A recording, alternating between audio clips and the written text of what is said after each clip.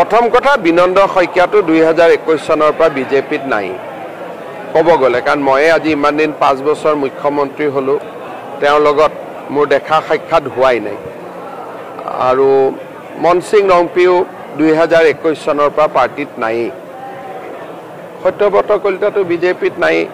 গতিকে এতিয়া তেওঁলোকে কোনো এটা পাৰ্টিত নাথাকাত জাগাত কোনোবা এটা পাৰ্টিত যোগদান কৰিছে, এইটো মই তেওঁলোকক শুভেচ্ছা জনাইছোঁ। ইয়াত বহুত বেছি মই ভাবোঁ যে ইয়াত বিতৰ্কৰ কথাও নাই, কাৰণ বিনন্দ শইকীয়া থাকিলেওতো তেওঁক আমি টিকট দিব নোৱাৰিলোহেঁতেন, বা মনসিং ৰংপি থাকিলেওতো তেওঁক আমি টিকট দিব নোৱাৰোঁ, তাতে আমাৰ চিটিং MLA আছে। গতিকে ক'ৰবাত যদি গৈ টিকট পায় সেইটোতো কোনো বেয়া কথা নহয়। কিন্তু ইয়াতে যেনেকৈ পাৰিলে হয় দেখাত ডিলিট কৰিছে, কিন্তু তেওঁলোকে কথাটো এনেকুৱা, যিটো এটা বিষয় আমি আলোচনা কৰিছোঁ, এই বিষয়টো ইমান ডাঙৰ, সেই বিষয়টোতো 3জন মানুহৰ যোগদানে নিউট্ৰেলাইজ কৰিব নোৱাৰে। তেওঁলোকে ভাবি চিন্তি 10 ছেপ্টেম্বৰ দিনটো সেইকাৰণে লৈছে।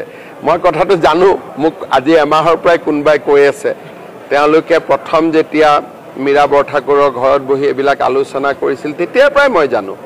কিন্তু মই মনটো ভালেই পাই আছোঁ যে মানুহকেইজন ক'তো নাছিলে, ক'ৰবাত গৈ ঠিকনা এটা লাগিলে লাগক, কোনো বেয়া কথা নহয়।